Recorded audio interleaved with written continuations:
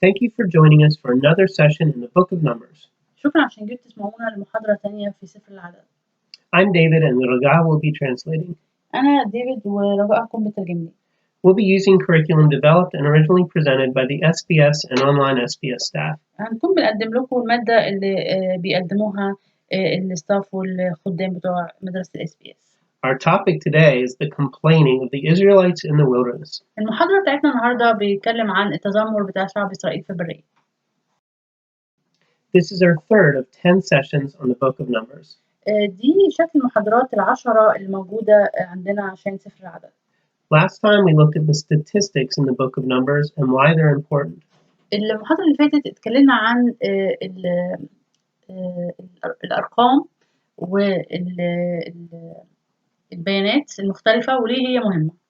Today we'll be exploring several things. النهاردة هنكون بنستكشف كذا حاجة.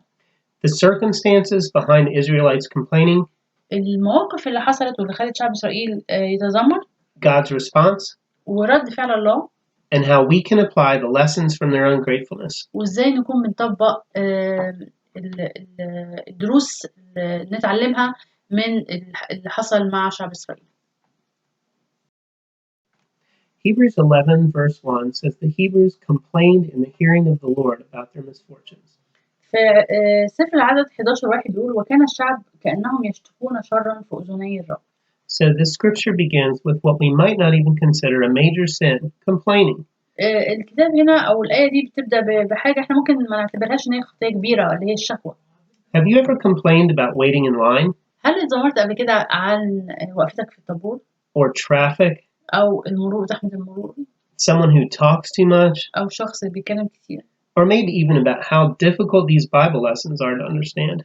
أو حتى يعني صعوبة بعض الأجزاء الكتاب المقدس. What were some of the difficult circumstances, the misfortunes that the Hebrews complained about? طب إيه هي بعض الحاجات الشكاوى اللي كان بيشتكي عليها شعب إسرائيل؟ They were bored with the food. كانوا زهقانين من الطعام. Imagine the hot weather. تخيل الجو الحار في البرية. A long journey with children and animals. رحلة طويلة مع الأطفال والحيوانات. Imagine if you were walking in the wilderness 9 months pregnant in the scorching heat. تخيلي لو أنت حامل ب9 شهور وماشية في البرية في الحر. With 3, 4, or 5 children under the age of 6 tugging at your skirt. ويمكن حواليكي 3 4 5 6 عيال أطفال صغيرين عمالين يمسكوا في هدومك. Sore feet and getting more tired all the time. رجليكي بتوجعك وتعبانة طول الوقت. It was not an easy season for them. أكيد ده ما كانش وقت سهل بالنسبة لهم. The complaint we'll look at occurs in Numbers chapter 11 verses 1 through 3. التذمر الأول احنا هنتكلم عنه موجود في سفر العدد 11:1-3. And it involves the rejection of God's guidance. كان بيحتوي على الرفض لقيادة الله. The Israelites' first complaints are only 3 days into their desert journey after they received the law at Mount Sinai. التذمر الأول كان بعد 3 أيام فقط من رحلتهم في البرية بعد حصولهم على الشريعة على جبل موسى. So the Israelites revert to a pattern they had started before they even arrived at Mount Sinai. أو جبل سينا، يعني كأن هم يعني يدوب أخذوا الشريعة وبسرعة نسيوها. Forgetting all that God had done for them, they let discomfort dominate their thinking. وكمان نسيوا كل الرب عمله معاهم في أرض مصر وخلوا عدم الراحة، الشعور بعدم الراحة يمتلكهم. So let's look at what the Bible says about this first instance of complaining. أنا أشوف الآيات الكتاب المقدس بيقولها عن التذمر الأول. Now, when the people complained in the hearing of the Lord about their misfortunes, it displeased the Lord, for the Lord heard it, and his anger was aroused. So the fire of the Lord burned among them and consumed some in the outskirts of the camp. The people cried out to Moses, and when Moses prayed to the Lord, the fire was quenched. So he called the name of the place Taberah, because the fire of the Lord had burned among them. وكان الشعب كأنهم يشتكون شرا في أذني الرب، وسمع الرب فحمى غضبه، فاشتعلت فيهم نار الرب وأحرقت في طرف المحلة. فصرخ الشعب إلى موسى، فصلى موسى إلى الرب فخمدت النار، فدعي اسم ذلك الموضع تبعيرة لأن النار اشتعلت فيهم. This was a total rejection of God as the one who guided them. ده كان زي رفض كامل لله الشخص اللي هو بيقودهم. And he was the one who had guided them from the very beginning. وهو الشخص اللي قادهم من البداية. As they murmured and complained, they did a couple things. لما اتذمروا واشتكوا عملوا كذا حاجة أو حاجتين بالظبط. They denied God's wisdom. أول حاجة أنكروا حكمة الله. And somehow they ignored the supernatural provision of the cloudy, fiery pillar that directed their every move. تاني حاجة اتجاهلوا تدعيم الله لهم اللي هو التدعيم الفوق الطبيعي عن طريق عمود السحاب والنار اللي بيوجه كل تحركاتهم. What was God's response to this? طب إيه رد فعل الله لهذا التذمر؟ God immediately acted in judgment. تحرك الله بشكل مباشر بالدينونة. Fire destroyed some of the outlying parts of their camp. دمرت النيران بعض الأجزاء النائية من المخيم.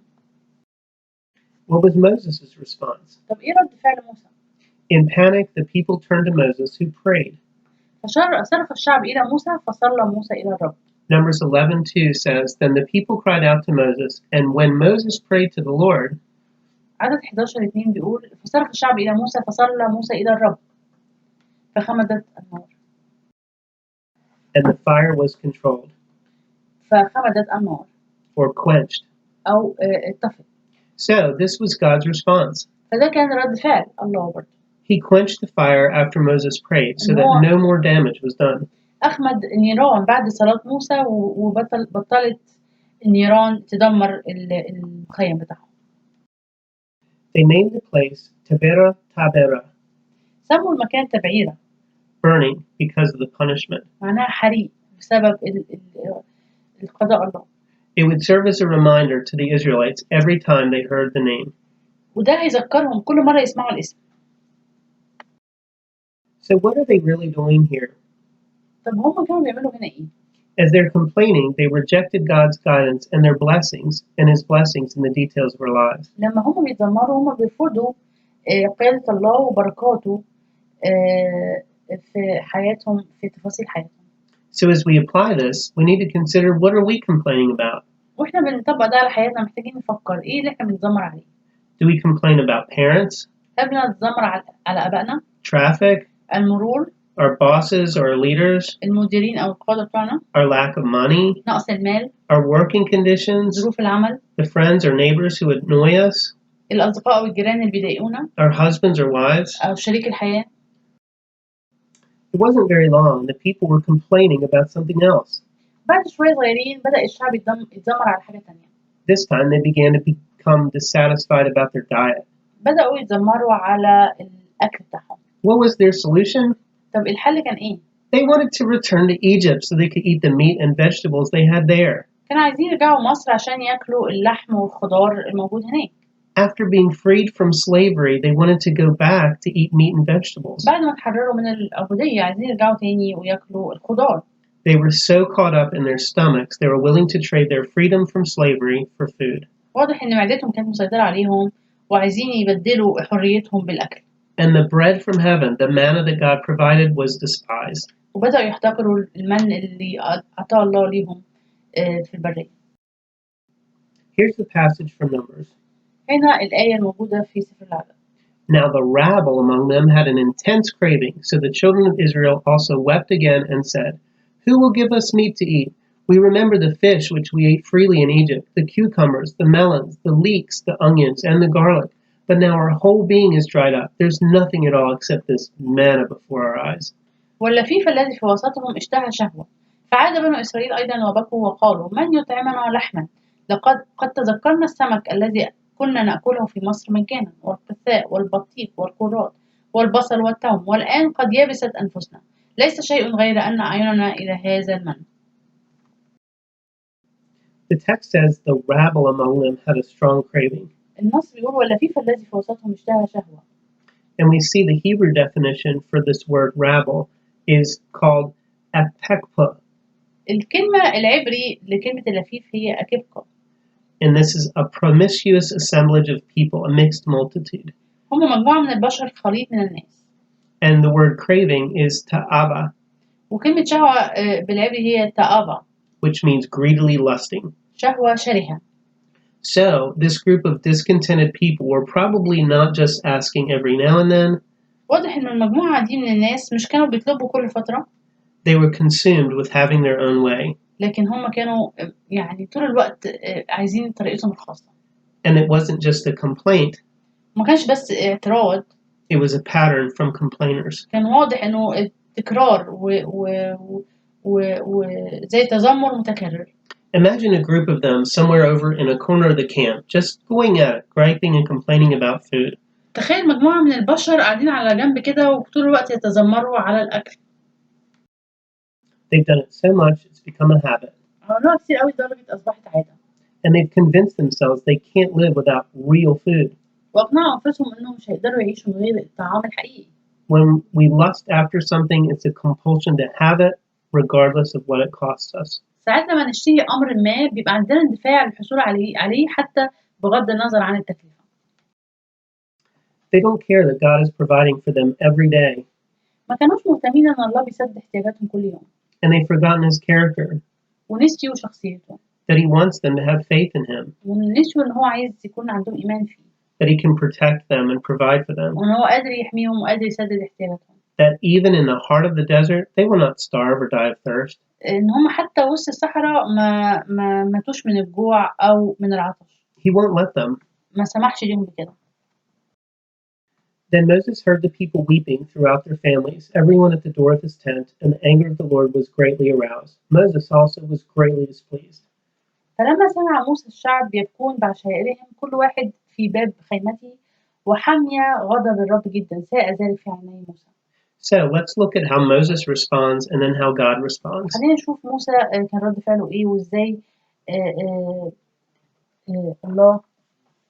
الله برضو رد فعل الله كان ايه.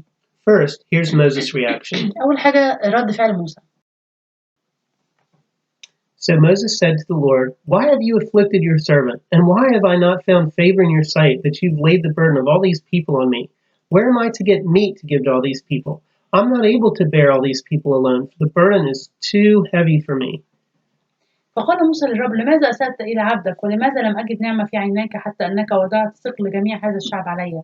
ألعلي حبلت بجميع هذا الشعب أو لعلي ولدته حتى تقول لي أحمله في حضنك كما يحمل مربي الرضيع إلى الأرض التي حلفت لآبائي. What is God's response to Moses? طب رد فعل الله إيه؟ يعني الله قال إيه لموسى؟ God directs Moses to appoint 70 elders to help him. الله قال لموسى اختار 70 شيخ عشان يساعدوك. Instead of getting angry with Moses for not being a better leader, بدل ما الرب كان يعني يغضب على موسى عشان هو ما كانش قائد عظيم، God listened to him. هو سمع اللي هو بيقوله. Then the Lord came down in the cloud and spoke to him, and took of the spirit that was upon him, and placed the same upon the 70 elders. And it happened when the Spirit rested upon them, they prophesied, although they never did so again. فنزل الرب في سحابة وتكلم معه وأخذ من الروح الذي عليه وجعل على 70 رجلا الشيوخ فلما حلت عليهم الروح تنبأوا ولكنهم لم يزيدوا. So beyond just providing these 70 elders to help him, God puts the same spirit that is in Moses upon the 70 elders. وكمان مش بس الله اختار 70 شخص يساعدوه لكن كمان حط من روحه عليهم. This way they can have the same God-honoring perspective and heart as Moses. عشان يبقى عندهم نفس قلب الله أو احترام موسى اللي كان عنده لله. Let's take a look at an intriguing part of this story. خلينا نبص على بصة كده في القصة دي. This shows Moses' great humility among this development of grumbling in God's judgment. بنشوف كمان تواضع موسى قدام الناس اللي هم متذمرين والناس اللي هم عندهم حكم على الأمور. It occurs here in Numbers chapter 11, verses 26 to 29. موجود في سفر العدد 11 26 29. But 2 men had remained in the camp. The name of one was Eldad, and the name of the other Medad. And the Spirit rested upon them. Now they were among those listed, but who had not gone out to the tabernacle. Yet they prophesied in the camp. And a young man ran and told Moses, saying that Eldad and Medad are prophesying in the camp. فبقى رجلان في المحلة اسمه الواحد ألداد واسمه الآخر ميداد فحل عليهما الروح وكان من المكتوبين لكنهما لم يخرجوا إلى الخيمة فتنبأ في المحلة فركض غلام أخبر موسى وقال ألداد وميداد يتنبأان في المحلة. So Joshua the son of Nun, Moses' assistant, one of his choice men, answered and said, "Moses, my Lord, forbid them."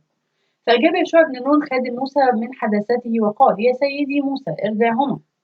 Then Moses said to him, "Are you zealous for my sake? Oh, that all the Lord's people were prophets, and the Lord will put his spirit upon them."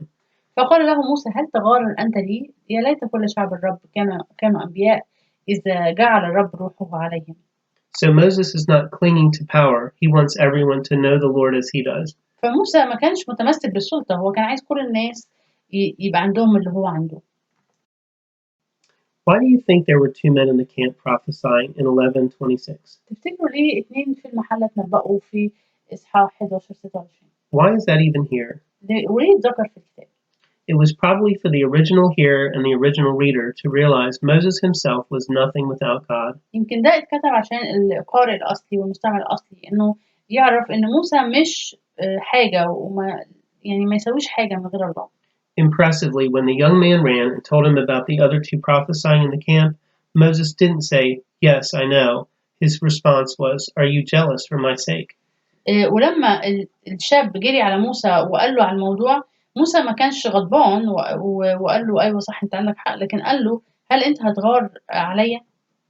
His heart was that all of them would prophesy and that God would put his spirit on all of them. وكان قلب موسى إنه شعب الله كله يتنبأ وإنه الرب يملاهم بروحه. So they would know that the protection and provision for the Israelites was God's doing and not Moses's. فعشان يعرفوا ويتأكدوا إن الحماية وتسديد الاحتياجات هي من الله نفسه مش من موسى. What was God's response to the people? طب كان رد فعل الله إيه للشعب؟ Verses 18-20 and 31-32 tell us. عدد 18-20 و31-32 بيقول لنا God sent quail which covered the camp for 2 miles. الله أرسل سلوى غطت المحلة على مسافة 2 ميل. It was 1 mile on each side. كان ميل في كل جهة. The people gathered quail for 2 full days. جمع الشعب السلوى لمدة 2 كاملين. And amazingly, the one who gathered the least gathered 60 to 70 bushels of quail. الشخص اللي جمع أقل كمية كان حوالي 60-70 وزنة من السلوى. They wanted different food, so they got it. هما كانوا عايزين طعم مختلف وربنا اداهولهم. Their stomachs craved meat. God gave them meat. بطنهم كانت بتشتهي اللحم والرب اداهم لحمة. He let them have what they were craving for a whole month. اداهم اللي هم عايزينه لمدة شهر كامل. And he tells them until it comes out of your nostrils and becomes loathsome to you. وقال لهم حتى يخرج من مناخيركم ويصير لكم كراهة. What was the result? ايه النتيجة اللي حصل بعد كده؟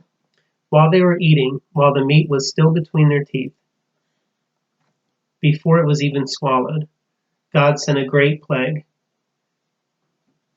And in verse 34, it says, they named the place Kibroth Hatava, the graves of craving, because there they buried the people who had the craving.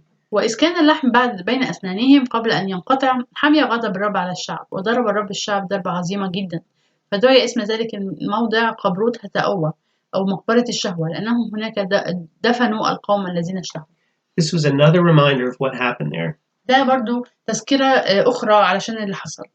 Every time the name was spoken, they were saying the graves of craving. كل مرة ينطقوا الاسم يقولوا مقبرة الشهوة. So why did God do this? ليه الله عمل كده؟ Verse 20 is the divine comment on their behavior. عدد 20 هو التعليق على هذا السلوك.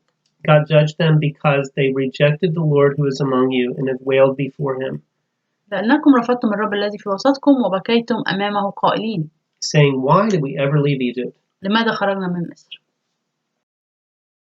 As a reminder of their complaining and the consequences, they named the place Kibroth Hatava, graves of crying, because there they buried the people craving different food. وكتذكرة للمكان وللموقف اللي حصل دعي اسم ذلك الموضع قبروت هتأوى مقبرة الشهوة لأنهم هناك دفنوا القوم الذين اشتهوا. It was a heartbreaking reminder of what happened. كان حاجة تقطع القلب لما يفتكروا يعني.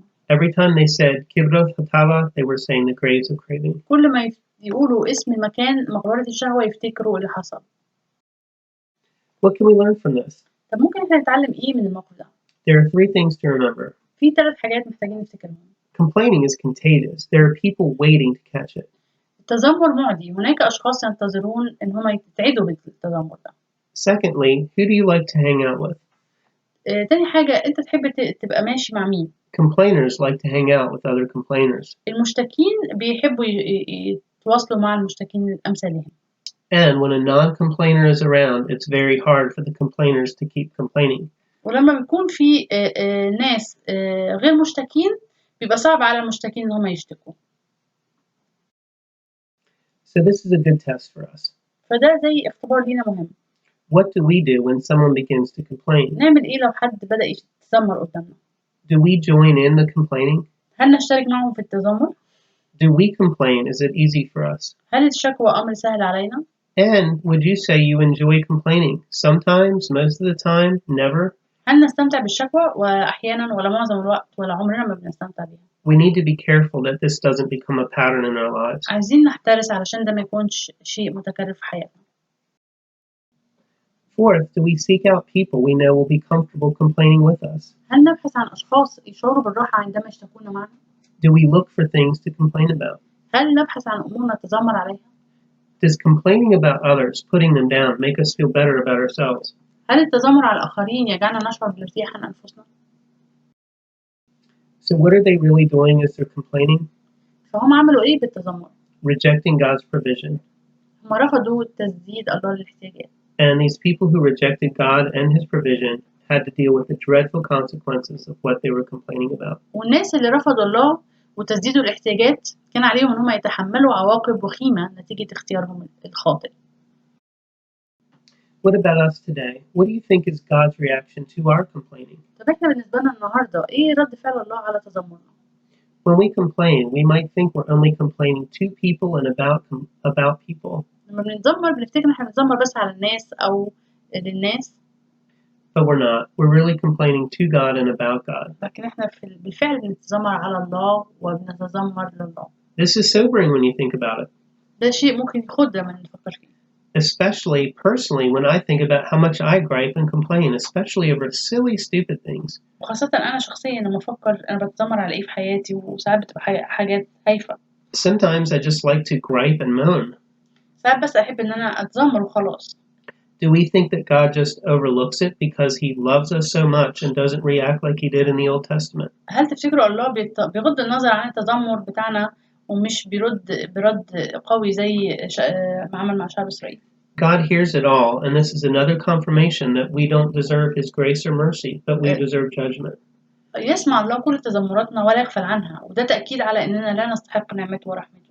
All of us should be able to think of times when we have received both judgment and mercy. خلينا دايما نفتكر إن إحنا نفتكر الحاجة دي إن إحنا بناخد دينونة.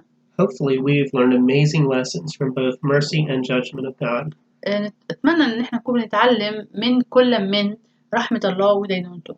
As something else to consider, do you think God sometimes allows us what we crave so we can learn our lesson the hard way?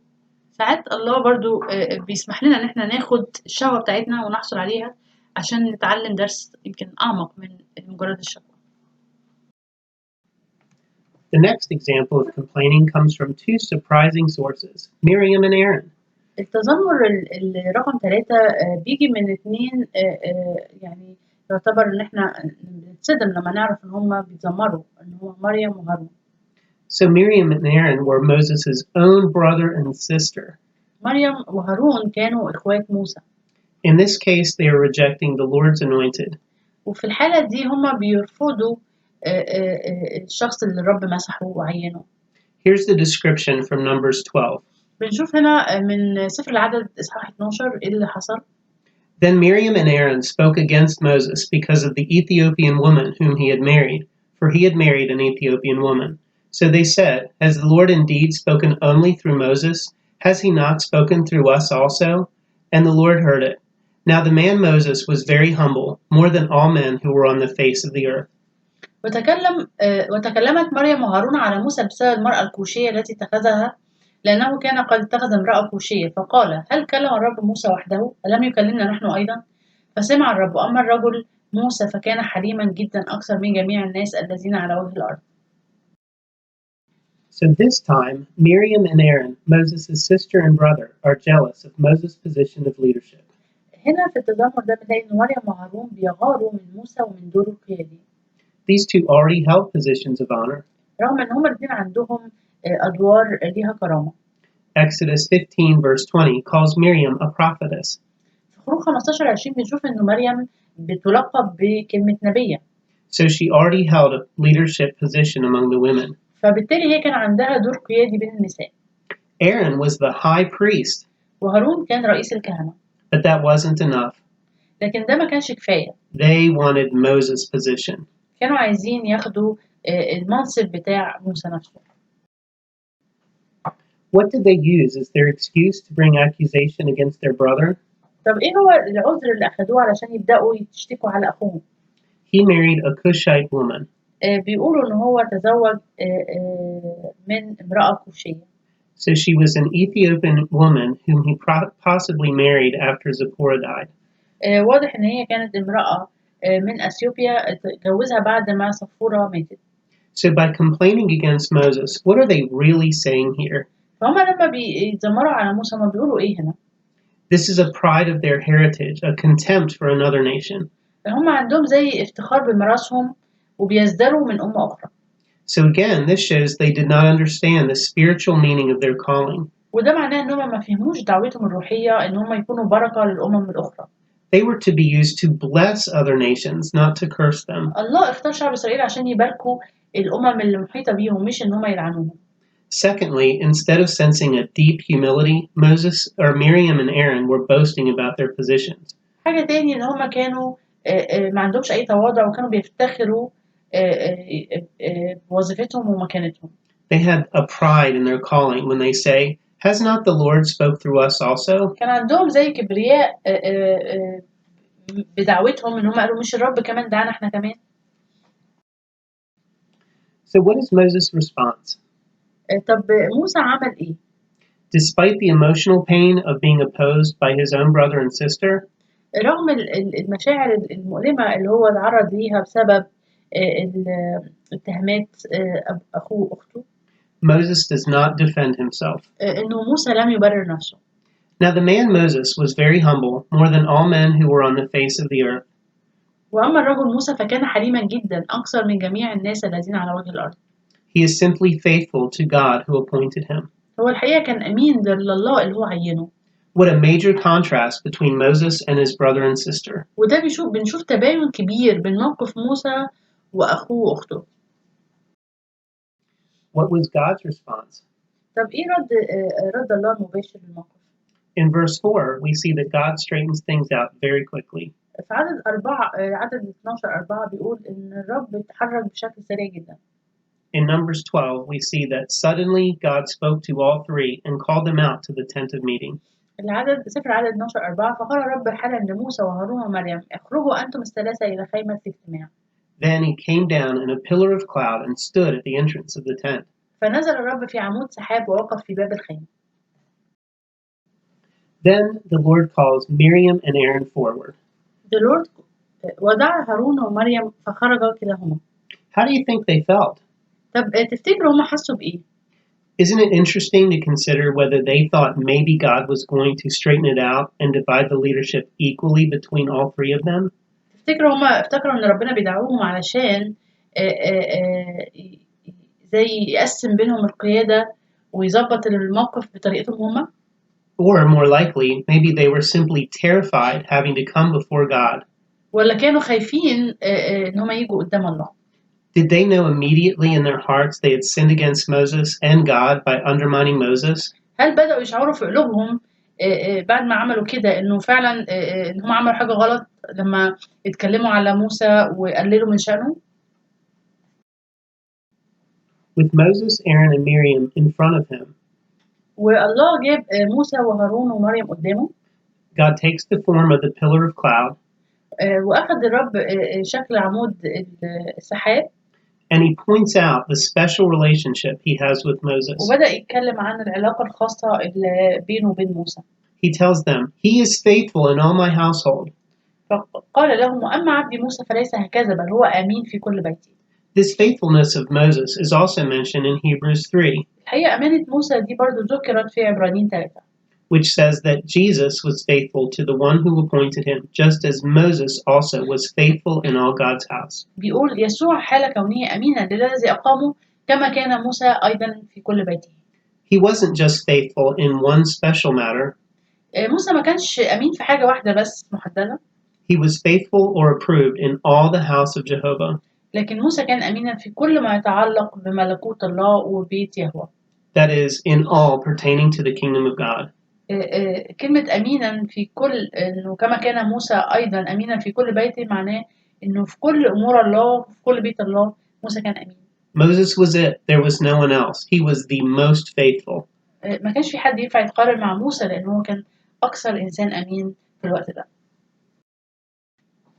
Miriam became leprous. بعد الموقف ده مريم أصابها البرص. So she was banished to outside the camp for 7 days. وطردت خارج المحلة لمدة 7 أيام. Did you ever ask the question, why was Miriam made leprous but not Aaron? محدش فيكم سأل يمكن السؤال ده قبل كده ليه مريم اتصابت بالبرص وهارون ما اتصابش بالبرص؟ Well, if God had made Aaron leprous, he could not have remained as their high priest. الحقيقة لو كان هارون أصيب بالبرص ما كانش هينفع يكمل إن هو يكون رئيس الكهنة. And the Lord wanted to keep them provided with a high priest. لكن الرب كان عايز يبقي هارون علشان يكون هو رئيس الكهنة لشعب إسرائيل. What would this mean to the original hearer? طب إيه معنى الكلام ده للناس اللي بتسمع القصة أو الناس اللي بتقرأ سفر العدد؟ The original reader. اللي هما القراء الأصليين للسفر. Because of Miriam's sin, they had to wait for 7 days to receive her back in the camp. بسبب خطية مريم كان لابد لهم من انتظار 7 أيام حتى يستكملوا الرحلة. So they would also have to wait for 7 days to resume their journey. بسبب إن مريم كان المفروض تطلع بره المحلة 7 أيام. Her isolation from the camp would show something to all of them. واعتزال مريم عن المحلة بيظهر شيء ليهم كلهم. That someone who boasts in privileges higher than others could be deprived even of ordinary fellowship. إنه لو أي حد حاول يرفع نفسه فوق الآخرين أو إنه يتكبر على الآخرين ممكن يفقد كل شيء ويبعد وياخد مكان أقل. God has no favorites. وكمان الله ليس عنده محاباة. Everyone is accountable. كل إنسان مطلوب منه يقدم حساب لله. No one can get away with sin. ومحدش يقدر يفلت من عقوبة الخطية. Not even leadership. حتى القادة. So Aaron said to Moses, "Oh, my Lord, please do not lay this sin on us, in which we have done foolishly and in which we have sinned. Please do not let her be as one dead, whose flesh is half consumed when he comes out of his mother's womb." فقال هارون لموسى: أسألك يا سيدي لا تجعل علينا الخطية التي حمقنا وأخطأنا بها، فلا تكن كالميت الذي يكون عند خروجه من رحم أمه قد أكل نصف لحمه. So Moses cried out to the Lord, saying, "Please heal her, O God, I pray." فصرخ موسى إلى الرب قائلا: اللهم اشفها. Aaron's passionate request and Moses' heartfelt prayer show they care about Miriam. هارون قلبه اتحرك ناحية مريم وكان مليان بالشفقة عليها وطلب بسرعة لموسى إنه يتدخل وفعلا موسى اتدخل وصلى من أجلها. Moses does not lecture Aaron before he begins praying. الحقيقة ما بدأش موسى ينتهر هارون قبل ما يصلي. So apparently he has no hard feelings or desire for revenge towards her or Aaron for their rebellion. هو قلبه كمان ما كانش عنده أي رغبة للانتقام منها أو من هارون لما عملوا كده. Afterwards, Miriam is healed of her leprosy in answer to Aaron's request and Moses' prayer. شفيت مريم من البرص بدل من نفيها للأبد لأن البرص هو مرض معدي وفعلا الرب شفاها واستجاب لطلبة هارون وصلاة موسى. Just think of what Miriam's life would have been like otherwise. تخيلوا لو مريم ما كانتش خفت كان هيحصل إيه؟ She would have been banished for life because of her contagious condition. كان ممكن تنفى للأبد لأن البرص فعلا هو مرض معدي وخطير. And she could have had her skin, her muscles, and her nerves deteriorate in a hideous way. وكان هيحصل تدهور لحالتها الصحية ويتدمر جلدها وعضلاتها وأعصابها بشكل بشع. Moses' responses to Miriam and Aaron turning against him. موسى كان عنده ردين فعل للموقف اللي عملوه هارون ومريم فيه. First, there is his outward response of interceding that God would not punish them further. أول حاجة رد فعل موسى الخارجي هو التشفع والصلاة إنه الرب ما يعاقبهمش بسبب خطيئتهم. Secondly, Moses' outward response of praying for them shows he has already begun to forgive them inwardly in his heart. وكمان بنشوف رد فعل موسى الداخلي إن هو كمان كان بيغفر لهم بالكامل جوه قلبه. So, no hard feelings here. هنا ما نشوفش فيه أي ضغينة في قلب موسى. a very impressive and Christ-like response from Moses. فعلا رد فعل رائع ويشبه المسيح. So let's review. خلونا نراجع بسرعة التذمرات اللي فاتت. The first instance of complaining is when the Hebrews reject God's guidance. أول تذمر كان لما العبرانيين رفضوا قيادة الله.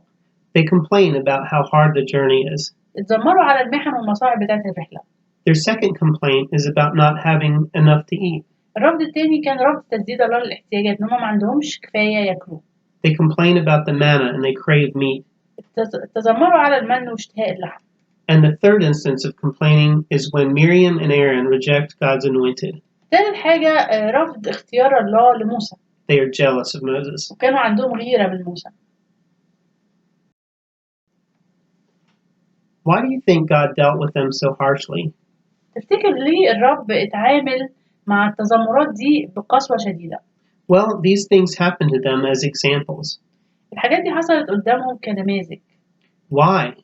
ليه؟ Israel was about to make a vitally important decision about whether to listen to God by entering the Promised Land. شعب إسرائيل كان على وشك اتخاذ قرار مهم جدا بخصوص دخول أرض الموعد.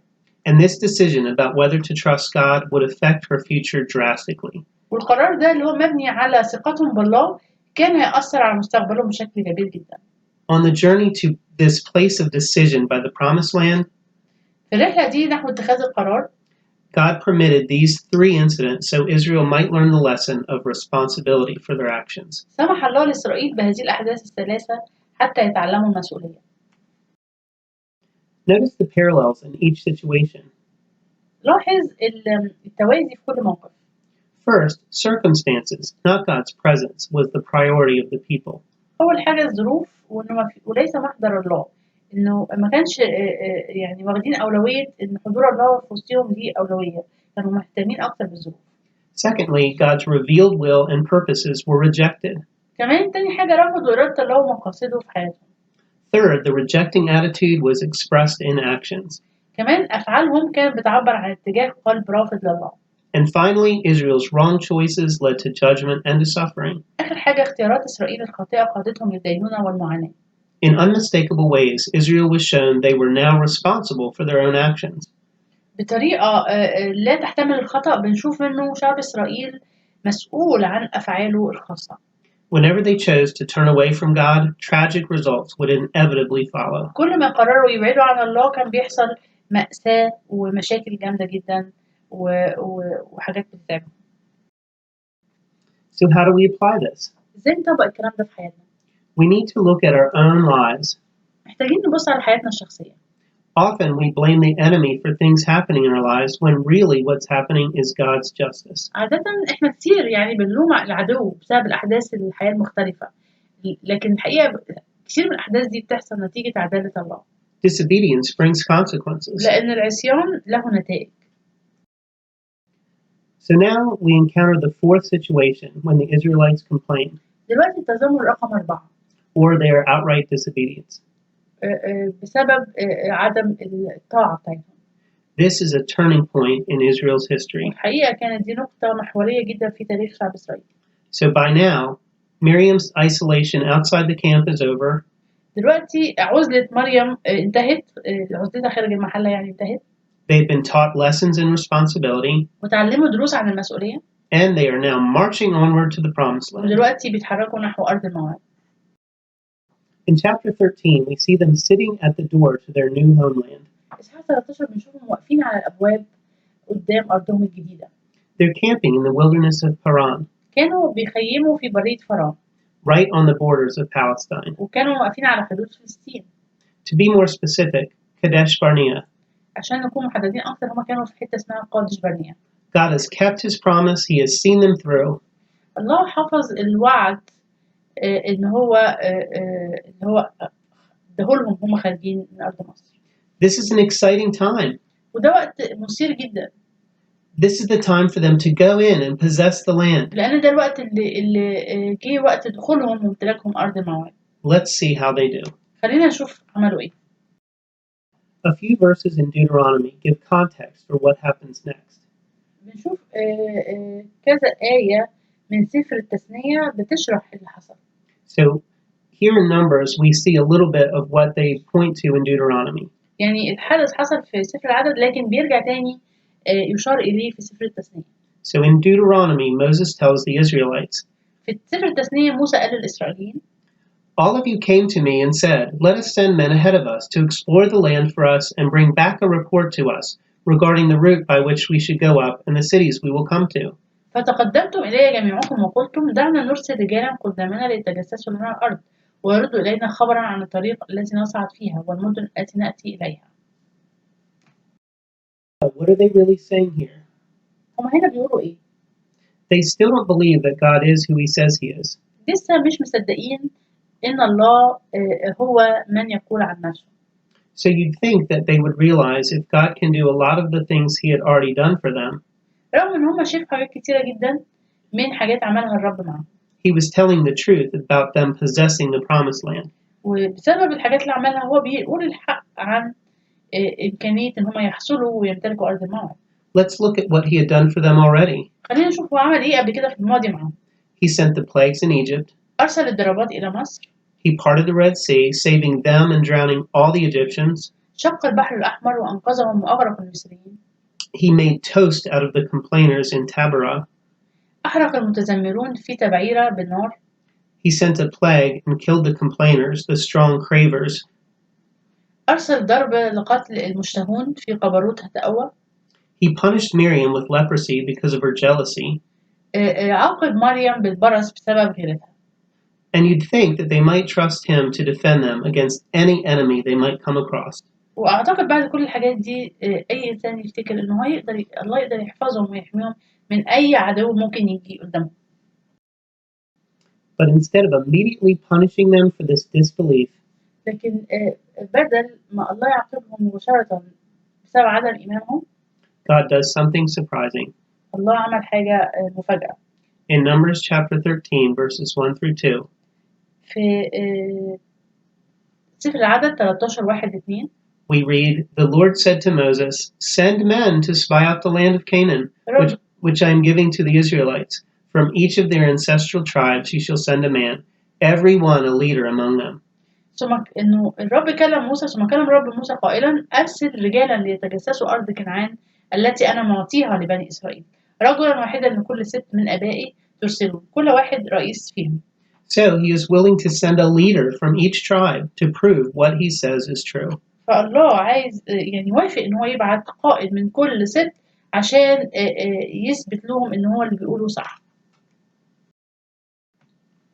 So what does that show about the character of God? طب إيه بيورينا الكلام ده عن شخصية الله؟ God's character is full of grace, mercy, and long-suffering or patience. شخصية الله مليانة بالنعمة والرحمة والصبر وطول الأناة. This verse from Numbers 14, verse 18, beautifully sums up the central lesson we can learn from these episodes of complaining. السفر العدد 14-18 بيشرح وبيلخص كل اللي بيحصل في لما الشعب بيتذمر. The Lord is slow to anger, abounding in love, and forgiving sin and rebellion, yet he does not leave the guilty unpunished. الرب طويل الروح كثير الإحسان، يغفر الذنب والسيئة، لكنه لا يبرئ، بل يجعل ذنب الآباء على الأبناء إلى الجيل السادس والرابع. Then Moses sends in 12 spies. أرسل موسى 12 جاسوس. They had been given detailed instructions. واداهم تفاصيل محددة. What are they to do? المفروض يعملوا إيه؟ They are to evaluate two things. هما المفروض يقدموا تقرير ويقيموا حاجتين. The food production of the land. أول حاجة ثمر الأرض. And the people's strength for self-defense. ثاني حاجة قوة الشعب للحرب والدفاع عن النفس. After 40 days, they returned to camp. بعد 40 يوم عادوا إلى المحلة. And they're to give a report about the fruit of the land and about the defense. زي ما احنا قلنا كانوا المفروض يقدموا تقرير عن ثمر الأرض وعن قوة العدو. And both of these show that God was telling the truth. والحاجتين بتظهر إن الله بيقول لهم الحق. They brought back word to them and to all the congregation and showed them the fruit of the land. Then they told him and said, we went down to the land where you sent us. It truly flows with milk and honey, and this is its fruit.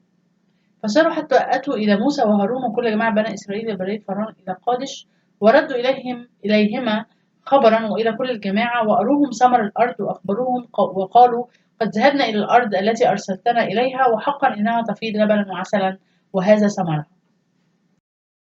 So this confirms what God had promised Moses when he spoke to Moses through the burning bush. وده بيأكد اللي قاله الرب لموسى لما كلمه فيه عند العليقة المشتعلة. Way back when he first called Moses to lead the Hebrews out of Egypt, he said this. هو في الزمان لما الرب طلب موسى يقود شعب إسرائيل قال له كده. And this is from Exodus chapter 3 verse 8. في خروج 3:8. And I have come down to deliver them from the Egyptians and to bring them up out of that land to a good and broad land, a land flowing with milk and honey, to the country of the Canaanites, the Hittites, the Amorites, the Perizzites, the Hivites, and the Jebusites. فنزلت لأنقذهم من أيدي المصريين وأصعدهم من تلك الأرض إلى أرض جيدة وواسعة، إلى أرض تفيض لبنا وعسلا، إلى مكان الكنعانيين والحسيين والأموريين والفرزيين والحويين واليبوسيين. So all the Israelites get excited and start breaking camp and can't wait to take over the land God promised them, right? دلوقتي بقى كل الإسرائيليين مش قادرين بقى يمسكوا نفسهم من الانبساط والفرح وعايزين بسرعة يجروا يمتلكوا الأرض. مش ده اللي حصل؟ No, what happens? للأسف مش ده اللي حصل. طب إيه اللي حصل؟ The 10 are overwhelmed. 10 كانوا منبهرين.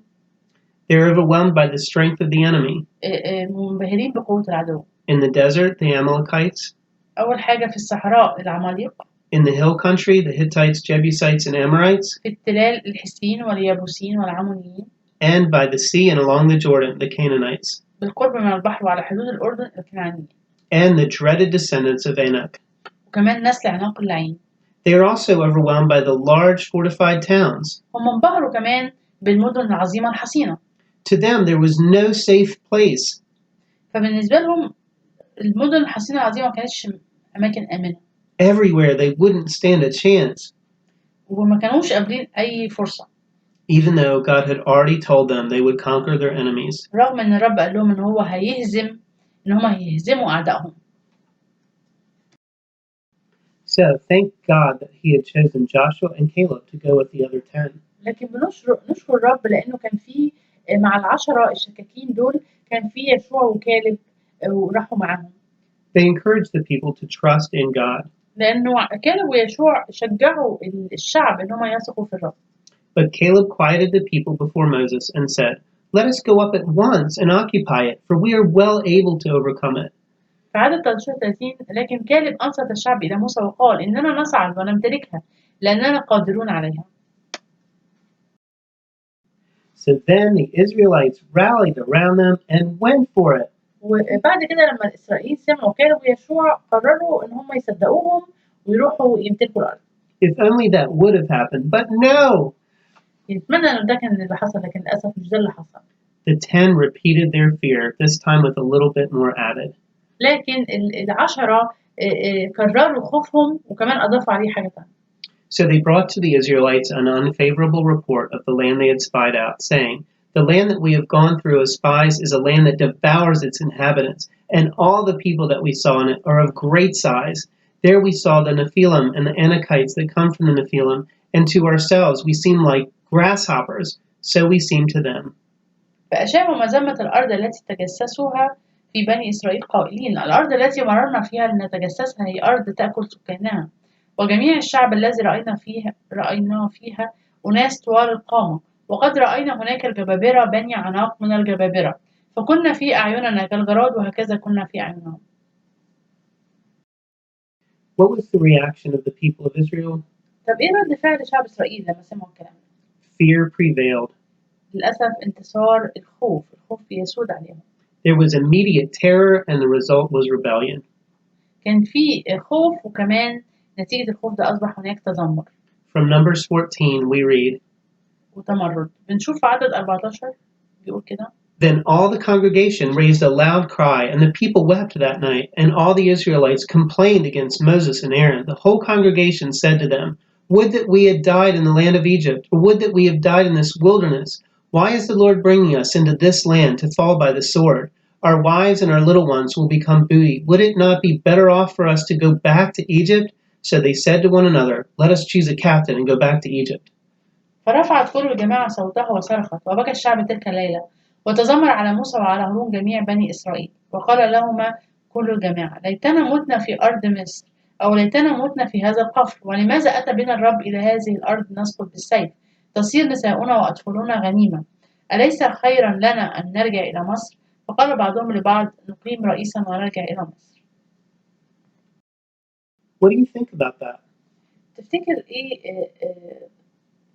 إيه عن الموضوع ده؟ It's so easy for us to think, you stupid people, what in the world is the matter with you? What are you doing? إحنا سهل أوي نقول إيه الناس الأغبياء دول؟ إيه المشكلة معاكم؟ إيه اللي أنتوا بتعملوه؟ But let God speak to us for a moment. لكن خلينا نسمع الرب لحظات. Through this event, he is reminding me that I do this every day.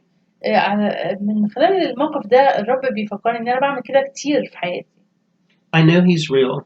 أنا ببقى عارف إن هو إله حقيقي. And that he can take care of me and provide and protect me. وعارف إن هو يقدر يحافظ عليا وينجيني. Yet almost every single day I doubt him in some way. لكن كل يوم ساعات كتير بشك فيه. We'd all like to think that we would not have rebelled.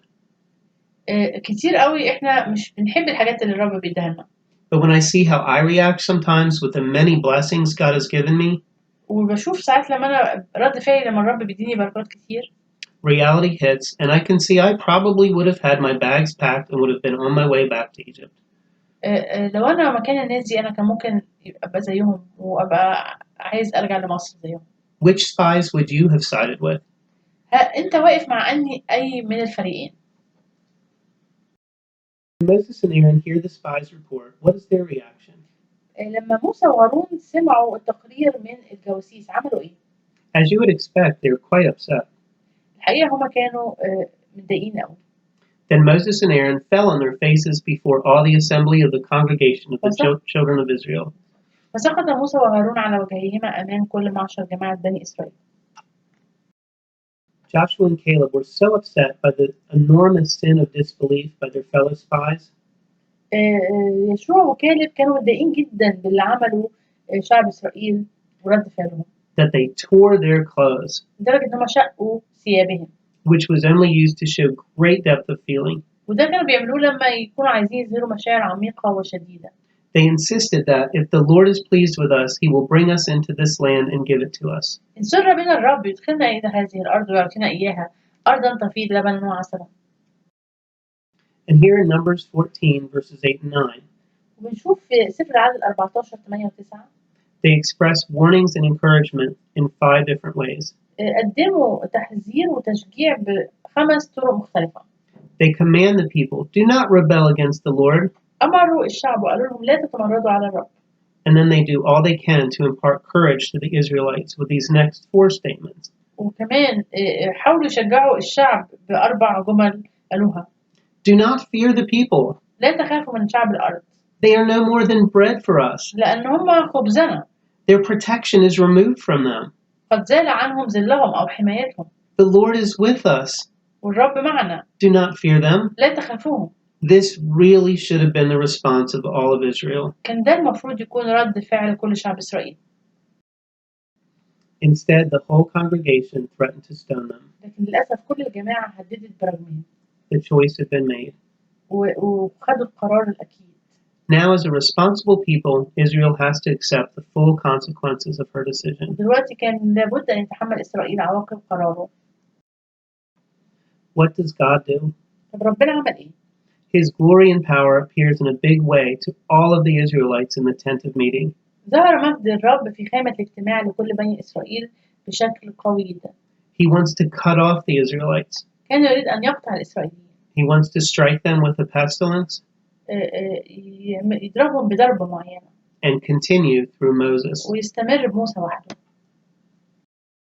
What does Moses do? لكن موسى عمل إيه؟ He proves himself a great leader and mediator. الحقيقة موسى أثبت إن هو قائد عظيم وكمان وسيط عظيم. His concern is for the people. كان بيهتم بالشعب. Just as when he prayed on their behalf when they made an altar of the golden calf when he descended from Mount Sinai with the 10 commandments. بالظبط زي ما صلى من أجلهم لما عملوا العجل الذهبي وكانوا بيعبدوه لما هو كان نازل بالوصايا 10. But Moses said to the Lord, Then the Egyptians will hear of it, for in your might you brought up this people from among them, and they will tell the inhabitants of this land. They have heard that you, O Lord, are in the midst of this people. For you, O Lord, are seen face to face, and your cloud stands over them, and you go in front of them, in a pillar of cloud by day, and in a pillar of fire by night.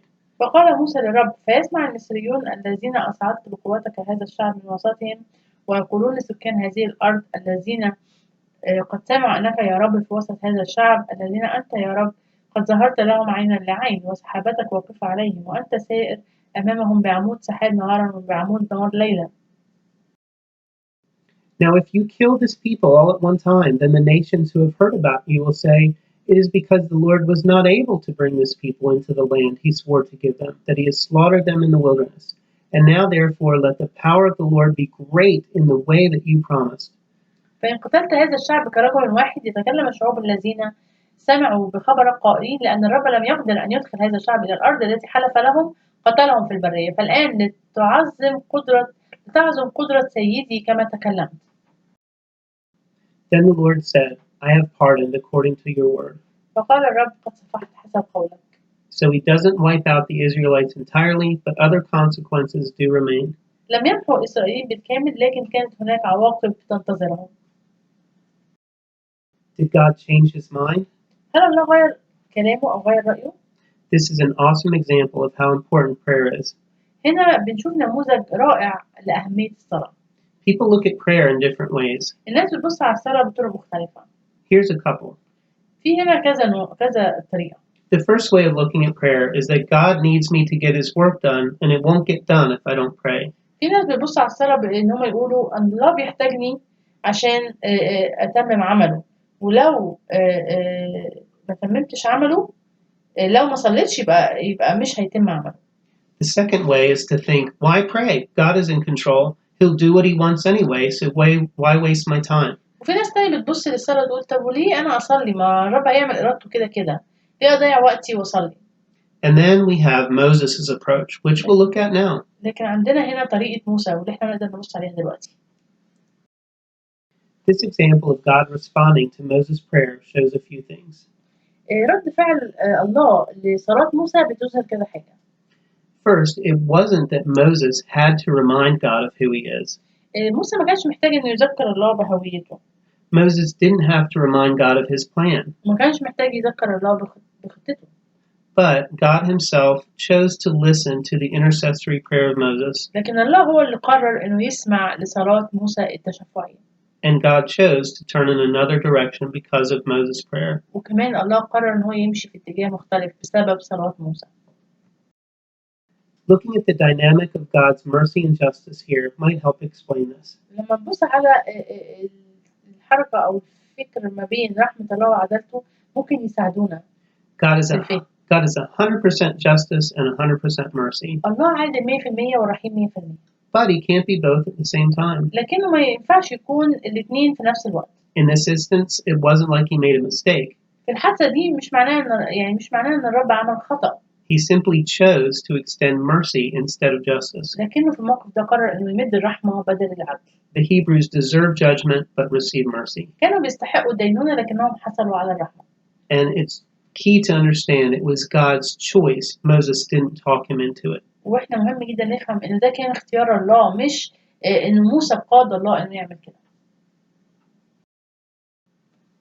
Yet even with the pardon, the people of Israel would bear the consequences of their decision. لكن رغم غفران الله لكن برضو شعب إسرائيل كان لازم يتحمل نتائج القرار اللي هو أخده. God tells them, الله قال لهم, None of the people who have seen my glory and the signs that I did in Egypt and in the wilderness and have yet tested me these 10 times and have not obeyed my voice shall see the land that I swore to give to their ancestors. None of those who despise me shall see it. إن جميع الرجال الذين رأوا مجدي وآياتي التي عملتها في مصر وفي البرية وجربوني الآن 10 مرات ولما يسمعوا لقولي لن يروا الأرض التي حلفت لآبائهم وجميع الذين أهانوني لا يرونها. Only Caleb and Joshua were exempt because they had responded to God with trust. تم إعفاء كالب ويشوع بس بسبب إيمانهم وثقتهم في الله. The rest would receive the very thing that they spoke in Numbers 14 verses 2 and 3. أما الباقين فقد حصلوا بالضبط على ما قالوه في العدد 14-12. And all the Israelites complained against Moses and Aaron. The whole congregation said to them, Would that we had died in the land of Egypt, or would that we had died in this wilderness. وتذمر على موسى وعلى هارون جميع بني إسرائيل وقال لهما كل الجماعة ليتنا متنا في أرض مصر أو ليتنا متنا في هذا القفر. Say to them, As I live, says the Lord, I will do to you the very things I heard you say. Your dead bodies shall fall in this very wilderness, and of all your number, included in the census, from 20 years old and upward, who have complained against me, not one of you shall come into the land which I swore to settle you, except Caleb, son of Jephunneh, and Joshua, son of Nun. قال لهم حي أنا يقول الرب لأفعلن بكم كما تكلمتم في أذني في هذا القفر تسقط جثثكم جميع المعدودين منكم حسب عددكم من ابن 20 سنة فصاعدا الذين تذمروا علي لن تدخلوا الأرض التي رفعت يدي لأسكننكم فيها ما عدا كالب ابن يفنة ويشوع ابن نون. Your little ones who you said would become booty, I will bring in, and they shall know the land that you have despised. But as for you, your dead bodies shall fall in this wilderness, and your children shall be shepherds in the wilderness for 40 years, and shall suffer for your faithfulness until the last of your dead bodies lies in the wilderness. وأما أطفالكم الذين قلتم يكونون غنيمة فإني سأدخلهم فيعرفون الأرض التي احتقرتموها فجثثكم أنتم تدخل في هذا القفر وبنوكم يكونون رعاة في القفر 40 سنة ويحملون فجوركم حتى تفنى جثثكم في القفر. Not only had God said they would die in the wilderness, that means they can't go back to Egypt either. هو مش بس الرب قال لهم إن هم هيموتوا في البرية هو كمان قال لهم إنه مش هترجعوا كمان أرض مصر. They would remain in the wilderness for a total of 40 years. هيفضلوا في البرية لمدة 40 سنة. Which would be 1 year for every day that the spies spent in Canaan. وده مقابل لكل يوم من أيام اللي هو التجسس.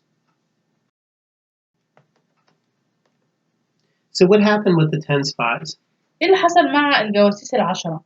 Now the men whom Moses sent to spy out the land, who returned and made all the congregation complain against him by bringing a bad report about the land, those very men who brought the evil report about the land died by the plague before the Lord. But Joshua son of Nun and Caleb son of Jephunneh remained alive, of the men who went to spy out the land. أما الرجال الذين أرسلهم موسى يتجسسوا الأرض ورجعوا وسجسوا عليه كل الجماعة بإشاعة المذمة على الأرض فمات الرجال الذين أشاعوا المذمة الرديئة على الأرض بالوباء أمام الرب. وأما يشوع بن نون وكالب بن يفنة من أولئك الرجال الذين ذهبوا ليتجسسوا الأرض فعاشا. We see here in Numbers chapter 14 a major contrast.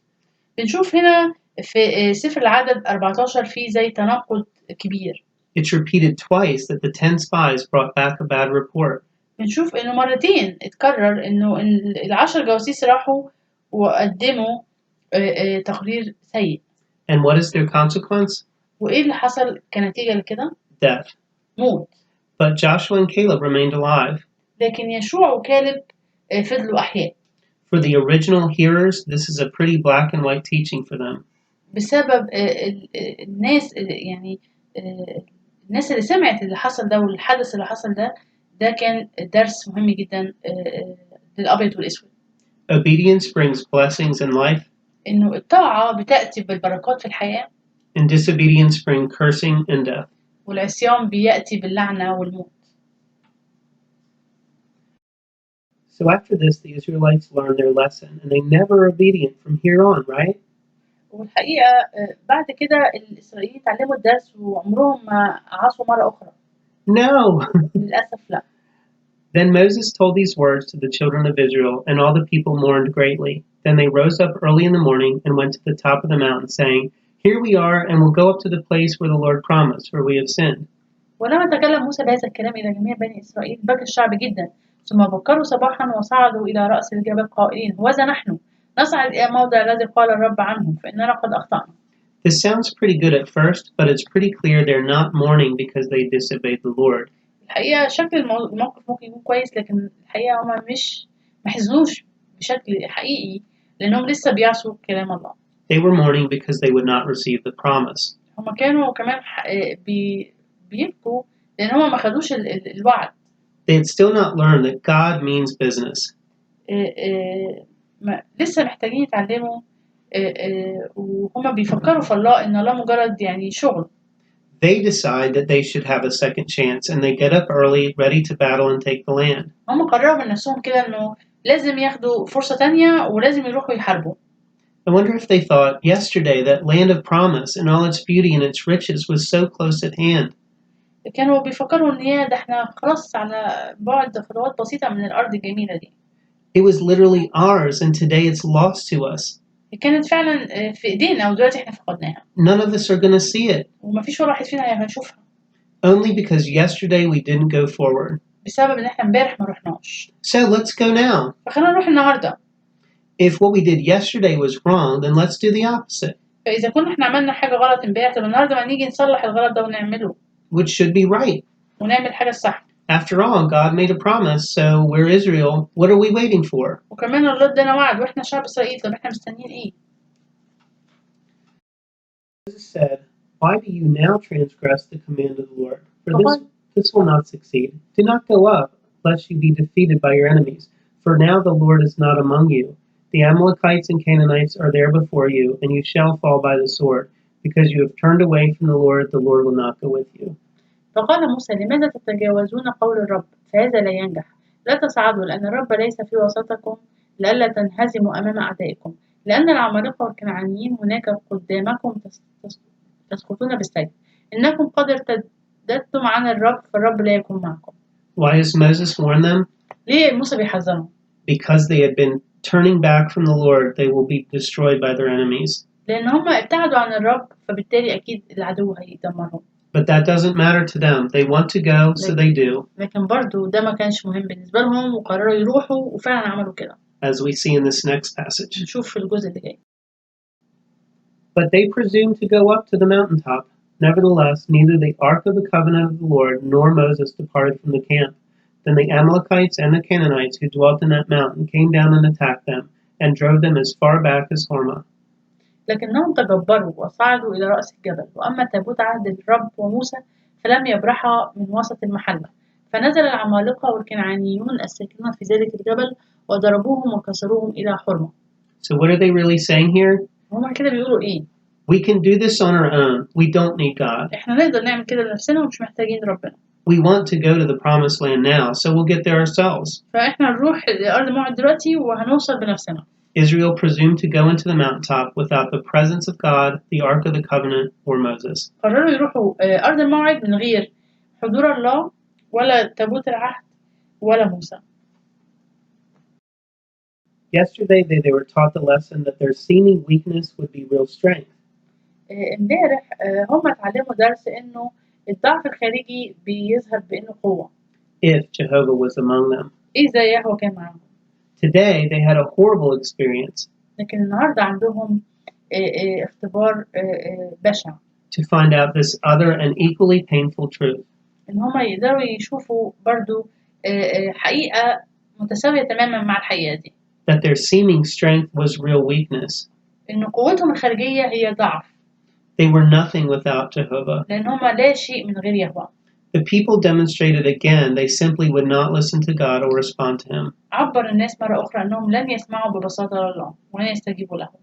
Over and over and over, they had to learn the lesson of that their failure would lead them to disaster. كتير من المرات كانوا لازم يتعلموا الدرس إنه فشلهم هيقود إلى كارثة.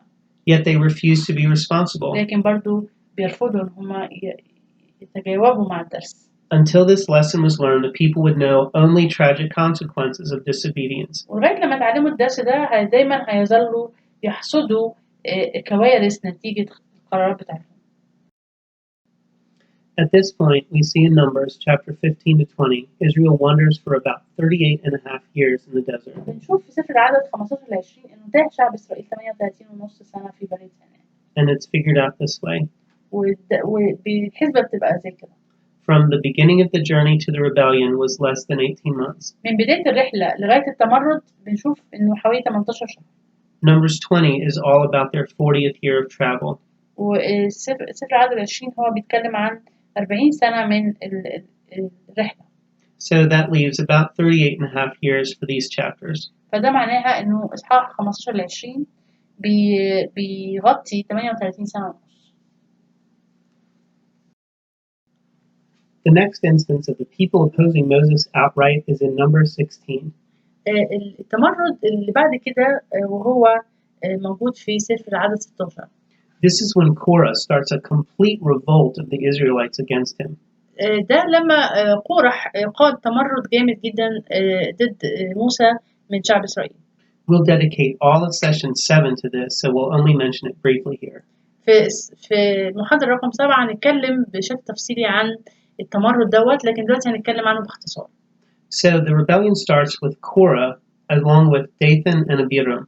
التمرد بدأ مع قورح وداسان وأبيرام. 250 leaders back them. ومعاهم 250 من القادة اللي كانوا ماشيين معاهم. And God's consequence for them is that the ground split apart under them, and the earth opened its mouth and swallowed them. And a fire came out from the Lord and consumed the 250 men who were offering incense. فلما فرغ من التكلم بكل هذا الكلام انشقت الأرض التي تحتهم وفتحت الأرض فاها وابتلعتهم وبيوتهم وكل من كان لقورح مع كل الأموال، فنزلوا هم وكل ما كان لهم أحياء إلى الهوية وانطبقت عليهم الأرض فبادوا من بين الجماعة. This next occasion of grumbling and disobedience occurs when the Israelites have reached their 40th year of being in the wilderness. اللي حصل ده حصل التذمر دوت يعني بعد 40 سنة من وجودهم في أرض في البرية. 38 and a half years after refusing to enter the promised land. وبعد 38 سنة ونص من رفضهم دخول أرض الموعد. This will also be covered in a later session, so here are just a few points surrounding it. وبرضه ده هيتغطى في محاضرات جاية فهنتكلم عنه بسرعة. Amazingly, the people again echo the same complaints from earlier, as we see in Numbers 20. وبرضه الشعب بيتذمر بنفس الطريقة اللي شفناها قبل كده. The people quarreled with Moses and said, "Would that we had died when our kindred died before the Lord. Why have you brought the assembly of the Lord into this wilderness for us and our livestock to die here? Why have you brought us up out of Egypt to bring us to this wretched place? It is no place for grain or figs or vines or pomegranates, and there is no water to drink." وخاصم الشعب موسى وكلموه قائلين ليتنا فنينا فناء إخوتنا أمام الرب، لماذا أتيتما بجماعة الرب إلى هذه البرية لكي نموت فيها نحن ومواشينا؟ ولماذا أصعدتمانا من مصر تأتي بنا إلى هذا المكان الرديء؟ ليس هو مكان زرع وتين وكرم ورمان ولا فيه ماء للشرب. In the other instances, when the people are rebellious, Moses handles things in a way that honors God. في موقف تانية لما الشعب كان بيتمرد موسى كان رد فعله كويس وكان بيكرم الرب. This time, however, Moses adds his own sin to the people's sin of complaining. لكن للأسف في المرة دي موسى أضاف خطيته إلى جانب الخطية بتاعت شعب إسرائيل المتذمر. To provide water for the people, Moses commands Moses to speak to a rock so water will flow from it. طلب الله من موسى إنه يتكلم للصخرة لتخرج الماء. Instead, Moses first shouts at the people and highlights his own role in providing water. لكن للأسف موسى صرخ في الشعب أول حاجة وتكلم عن دوره في توفير الماء. He asked, "Shall we bring water for you out of this rock?" وسألهم أمن هذه الصخرة نخرج لكم ماء؟ Then Moses goes beyond God's command, striking the rock twice instead of speaking to it. وكمان ذهب موسى إلى أبعد مما طلب منه الله وضرب الصخرة مرتين بدل من أن يكلمها. God tells Moses that Moses will not enter the promised land because of how he handled this. قال الله لموسى إنه لن يدخل أرض الموعد بسبب اللي عمله دوت. We'll explore this further in session 6 when we discuss some difficult passages of Numbers. هنتكلم أكتر عن الموضوع ده في محاضرة رقم 6 اللي بتتكلم عن أجزاء صعبة في سفر العدد. In Numbers 21, we see yet another example of the people speaking against God and Moses. في سفر العدد 21 بنشوف مرة تانية تذمر الشعب وكلام غلط بيقولوه ضد الله وضد موسى. From Mount Hor, they set out by way of the Red Sea to go around the land of Edom, but the people became impatient on the way. The people spoke against God and against Moses. "Why have you brought us up out of Egypt to die in the wilderness? For there is no food and no water, and we detest this miserable food." وارتحلوا من جبل هور في طريق بحر السوف ليدوروا بأرض أدوم، فضاقت نفس الشعب في الطريق، وتكلم الشعب على الله وعلى موسى قائلين: لماذا أصعدتمانا من مصر نموت في البرية؟ لأنه لا خبز ولا ماء وقد كرهت أنفسنا الطعام السخيف. Moses doesn't give any response to this, but God certainly does. موسى ما اداش أي رد فعل، لكن الله عمل رد فعل. Then the Lord sent poisonous serpents among the people, and they bit the people so that many Israelites died. فأرسل الرب على الشعب الحياة المحرقة فلدغت الشعب فمات قوم كثيرون من إسرائيل. And the people become desperate, saying, the people came to Moses and said, we have sinned by speaking against the Lord and against you. Pray to the Lord to take away the serpents from us. فأتى الشعب إلى موسى وقالوا قد أخطأنا إذ تكلمنا على الرب عليك فصل إلى الرب ليرفع عنا الحياة. So what is Moses' response to all of this? طب إيه رد فعل موسى بعد كل ده؟ Moses prayed for the people. فصلى موسى لأجل الشعب. And here's God's response. وهنا بنشوف رد الله. And the Lord said to Moses, make a poisonous serpent and set it on a pole, and everyone who is bitten shall look at it and live. فقال الرب لموسى اصنع لك حية محرقة وضعها على راية فكل من لدغ ونظر إليها يحيى. So Moses made a serpent of bronze and put it on a pole, and whenever a serpent bit someone, that person would look at the serpent of bronze and live. فصنع موسى حية من نحاس ووضعها على الراية فكان متى لدغت حية إنسانا ونظر إلى حية النحاس يحيى. The Israelites again reject God's provision. مرة تانية شعب إسرائيل بيرفض تسديد الله للاحتياج. But the bronze serpent saves them. لكن حية نحاسية أنقذتهم. And this is a symbol of Jesus Christ. وده رمز ليسوع المسيح. We'll cover this in much more detail in session 10. وهنغطي دوت بشكل تفصيلي في محاضرة رقم 10. After all this time, you would think the Israelites would finally learn that obedience is the path of blessing. بعد كل ده المفروض شعب إسرائيل يفهم إنه الطاعة هي مصدر البركة. But no, they again reject God's guidance. لكن مرة تانية شعب إسرائيل بيرفض قيادة الله. The people began to have sexual relations with the women of Moab. These invited the people to the sacrifices of their gods, and the people ate and bowed down to their gods. Thus Israel yoked itself to the Baal of Peor, and the Lord's anger was kindled against Israel. وقام إسرائيل في شطيم وابتدأ الشعب يزنون مع بنات مؤاب فدعونا الشعب إلى ذبائح آلهتهم فأكل الشعب وسجدوا لآلهتهن وتعلق إسرائيل ببعل فغور فحمي غضب الرب على إسرائيل. So what is God's response? فهنا إيه رد فعل الله؟ He says, take all the leaders of the people and impale the offenders in the sun before the Lord, out in the sun, that the fierce anger of the Lord may be turned away from Israel. خذ جميع رؤوس الشعب وعلقهم للرب مقابل الشمس فيرتد حمو غضب الرب على إسرائيل. And Moses said to the judges of Israel, each of you shall kill any of your people who have yoked themselves to the Baal of Peor. فقال موسى لقضاة إسرائيل اقتلوا كل واحد قومه المتعلقين ببعل فغور. Just then one of the Israelites came and brought a Midianite woman into his family in the sight of Moses and in the sight of the whole congregation of the Israelites, while they were weeping at the entrance of the tent of meeting. When Phinehas, son of Eleazar, son of Aaron the priest, saw it, he got up and left the congregation. Taking a spear in his hand, he went after the Israelite man into the tent and pierced the two of them, the Israelite and the woman, through the belly. So the plague was stopped among the children of Israel, and those who died in the plague were 24,000. وإذا رجل من بني إسرائيل جاء وقدم إلى إخوته المديانية أمام عيني موسى وأعين كل جماعة بني إسرائيل وهم باكون لدى باب خيمة الاجتماع فلما رأى ذلك فنحاس بن أليعازر ابن هارون الكاهن قام من وسط الجماعة وأخذ رمحا بيده ودخل وراء الرجل الإسرائيلي إلى القبة وطعن كليهما الرجل الإسرائيلي والمرأة في بطنها فامتنع الوباء عن بني إسرائيل وكان الذين ماتوا بالوباء 24,000. The original reader would see quite a contrast here between Korah and Phinehas. هنا بنشوف الشعب شاف الفرق ما بين قرح وما بين فينحاس. Over and over again we see God's message to the original reader. نشوف الله بيرسل رسائل للقراء الأصليين. Disobedience brings cursing and death. إن العصيان بيأتي باللعنة والموت. And obedience brings blessing. والطاعة بيأتي بالبركة.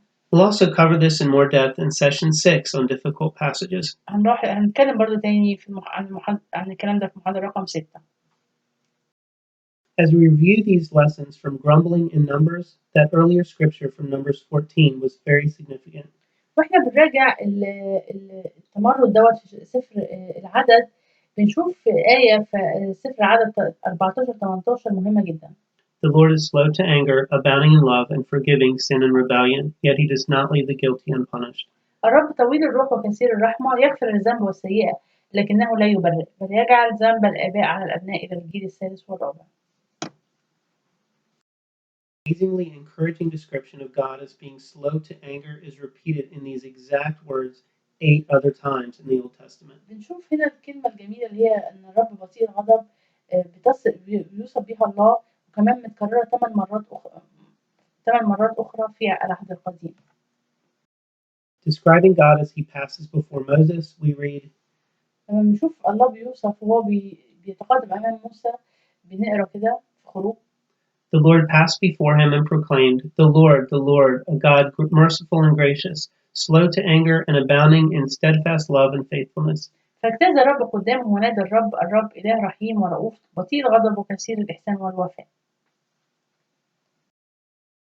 They refused to obey and were not mindful of the wonders that you performed among them, but they stiffened their necks and determined to return to their slavery in Egypt.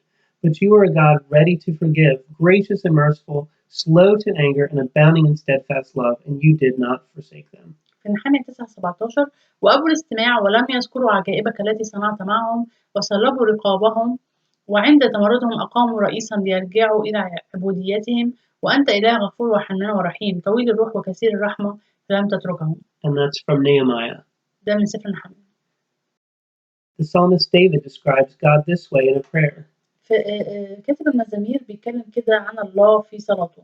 But you, O Lord, are a God full of compassion and gracious, slow to anger and abounding in steadfast love and faithfulness. أما أنت يا رب إله رحيم ورؤوف طويل الروح وكثير الرحمة والحق. He continues to describe God this way in another psalm. في مزمور تاني بيقول نفس الكلام. The Lord is merciful and gracious, slow to anger and abounding in steadfast love. الرب رحيم ورؤوف طويل الروح وكثير الرحمة.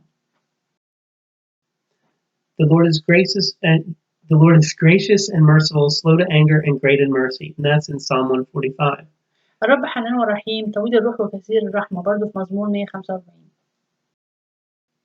Rend your hearts and not your clothing. Return to the Lord your God, for he is gracious and merciful, slow to anger and abounding in steadfast love, and relents from punishing. ومزقوا قلوبكم لا ثيابكم وارجعوا إلى الرب إلهكم لأنه رؤوف رحيم بطيء الغضب وكثير الرأفة ويندم على الشر. And that's from the prophet Joel. وده من سفر يوئيل. He prayed to the Lord and said, O Lord, is this not what I said while I was still in my own country? That is why I fled to Tarshish at the beginning, for I knew that you were a gracious God and merciful, slow to anger and abounding in steadfast love, and ready to relent from punishing. And that's from Jonah. وفي سفر يونان 4:2 وصل إلى الرب وقال يا رب أليس هذا كلامي إذ كنت بعد في أرضي لذلك بادرت إلى الهرب إلى ترشيش لأني علمت أنك إله رؤوف ورحيم بطيء الغضب وكثير الرحمة ونادم على الشر. What an awesome God. Aren't you glad he's slow to anger and his love is abounding and that he forgives? قد إيه إلهنا عظيم مش إحنا برضو نفرح لأنه هو بطيء الغضب وكثير الرحمة. So we have this last one from Nahum. نشوف الآية دي في سفر نحوم. The Lord is slow to anger but great in power, and the Lord will by no means clear the guilty. His way is in whirlwind and storm, and the clouds are the dust of his feet. الرب بطيء الغضب وعظيم القدرة ولكنه لا يبرئ البتة. الرب في الزوبعة وفي العاصفة طريقه والسحاب غبار رجليه.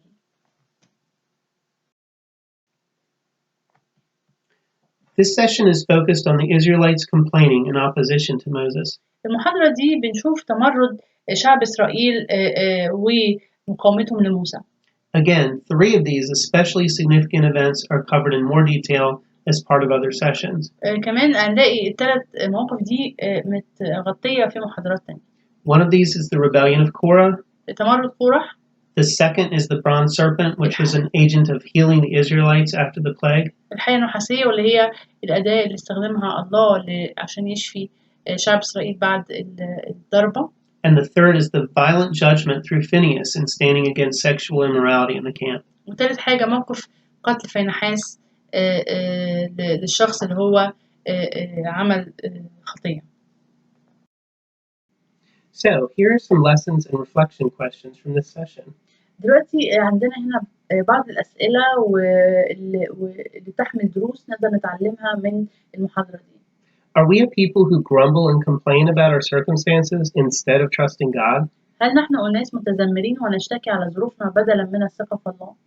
When tempted to return to our old days of our Egypt, we need to remember some things. عندما نجرب الرجوع إلى مصر نحتاج أن نتذكر شوية حاجات. Who led us back then? مين قادنا برا أرض مصر؟ Who provided for us then? مين سدد احتياجاتنا؟ Who was our protector? مين كان بيحمينا؟ Who did miracles for our benefit? مين قام بالعجايب والآيات بالنيابة عننا؟ Is there really anything to go back to? هل في حاجات محتاجين نرجع ليها في أرض مصر؟ There's no growth when God is rejected. مش هيبقى في أي نمو في حياتنا إذا رفضنا الله. Is there something God has asked you to do that you haven't done? هل في أمر الله طلب منك أنت تقوم بيه وتعمله وأنت ما عملتوش؟ Is this hindering your growth? وهل الحاجة دي بتمنع نموك الروحي؟ The Levites were separated for service to God, اللاويين كانوا مفرزين أو مخصصين لخدمة الله. and God made a way through for their provision. والله وضع نظام خاص لتسديد احتياجاتهم. Can we trust God for our provision? هل ممكن نثق في الله إنه يسدد احتياجاتنا؟ Moses failed to represent accurately God's character. فشل موسى في تقديم شخصية الله بشكل سليم. Do we represent the character of God by our actions? هل إحنا نقدر نقدم شخصية الله بأفعالنا؟ Another principle to remember is that part of spiritual warfare is simply not sinning. الحقيقة في جزء مهم محتاجين نفتكره إنه جزء من حربنا الروحية هي إن إحنا لا نخطئ. Do we let the enemy bring about our downfall by sinning as Balaam did to Israel? هل ندع العدو يستخدم فشلنا وخطيتنا كما فعل بالعام بشعب إسرائيل؟ So coming down the home stretch with these applications, we have a couple more. دلوقتي عندنا بعض التطبيقات التانية اللي إحنا ممكن نفكر فيها. We are to follow the cloud following Jesus where he leads us. يجب علينا أن نتبع السحابة عندما نريد أن نتبع قيادة يسوع. In chapter 9, verses 15 to 23, it shows that they did it by the command of the Lord. في صح 9 عدد 15 ل 23 بيورينا إنه الإسرائيليين عملوا كده نتيجة إن الرب أمرهم يعملوا كده. Is our life's plan at the command of the Lord? هل حياتنا خاضعة لأمر الرب؟ We're to be like Caleb and trust God to get us where he wants us. إحنا محتاجين نكون زي كالب ونثق في الله إن هو يقودنا ويودينا إلى حيث يريدنا أن نكون. Realizing that it is by his power. ونعرف وندرك إن دوت بيتم بقوته هو. God said of Caleb, he has followed me fully. الله قال عن كالب قد اتبعني تماما. Wouldn't it be amazing to have God say that of us? هل هيبقى رائع إن إحنا نسمع الرب يقول عننا كده؟ Looking at what Christ has done in the past will build our faith. لما نبص على اللي يسوع عمله عشاننا في الماضي ده بيبني إيماننا للمستقبل. So these are key lessons that we can remember from the book of Numbers. فدي زي دروس ممكن نتعلمها لما نبص على سفر العدد. Thank you for being with us today to learn about the consequences of complaining. شكرا عشان سمعتونا في المحاضرة دي واحنا نتعلم عن نتائج التذمر. These consequences are true for the Hebrews and for us. النتائج ديت مهمة وحقيقية للعبرانيين ولينا احنا كمان. Please join us next time when we learn about the intriguing relationship between Balaam and Barak. من فضلكم تعالوا اسمعونا واحنا بنتكلم في المحاضرة الجاية عن العلاقة ما بين بلعام وبلاق. And how God ultimately proved to be in charge of their intentions for the Israelites. وازاي الرب اثبت ان هو المسيطر على مصير وحياة شعب اسرائيل.